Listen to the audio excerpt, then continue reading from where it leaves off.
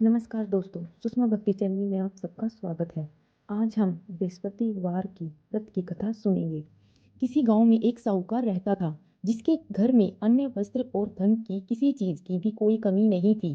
परंतु उसकी स्त्री बहुत ही कृपण थी, किसी भिक्षार्थी को कुछ नहीं देती, सारे दिन घर के कामकाज में लगी रहती।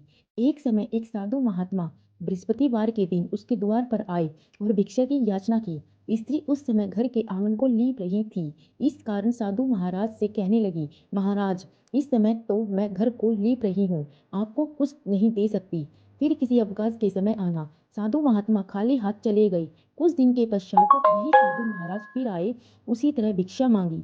साहूकारनी उस समय लड़के को खिला रही थी। कहने लगी, महाराज, मैं क्या करूं, अवकाश नहीं है, समय नहीं है, इसलिए आपको भिक्षा नहीं दे सकती।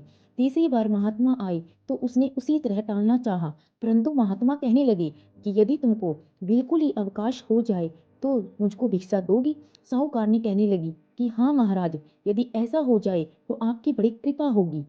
साधु महात्मा जी कहने लगे कि अच्छा, मैं एक उपाय बताता हूँ। तुम बृहस्पतिवार को दिन चढ़ने पर उठना और सारे घर में झाड़ू लगाकर कूड़ा एक कोने में जमा करके रख दो।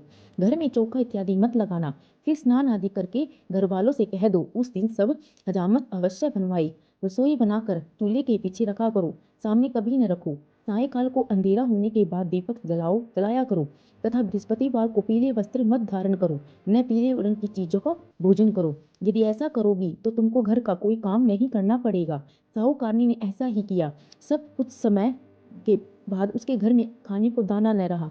थोड़े ही दिनों में वही महात्मा फिर आए और भिक्षा मांगी, परंतु सेठानी ने कहा कि महाराज, मेरे घर में खाने को अन्न नहीं है, आपको क्या दे सकती हूँ। तब महात्मा ने कहा कि जब तुम्हारे घर में सब कुछ था तब भी तुम कुछ नहीं देती थी, अब पूरा पूरा अवकाश है तब भी कुछ नहीं दे रही हो, तुम क्या चाहती हो वह कहो।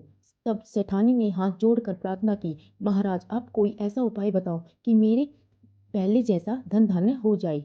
अब मैं प्रतिज्ञा करती हूँ कि अवश्य मैं जैसा आप कहेंगे वैसा ही करूंगी।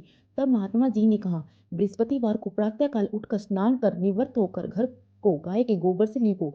घर के पुरुष हजामत न बनवाए, पुरुषों को अन्न जल देती रहो। ठीक शाम को दीपक जलाओ। यदि ऐसा करोगी तो तुमको सब मनोकामना बृहस्पति जी की कृपा से पूर्ण होगी। सेठानी ने ऐसा ही किया। उसके घर में धन धान्य वैसा ही हो गया जैसे पहले था।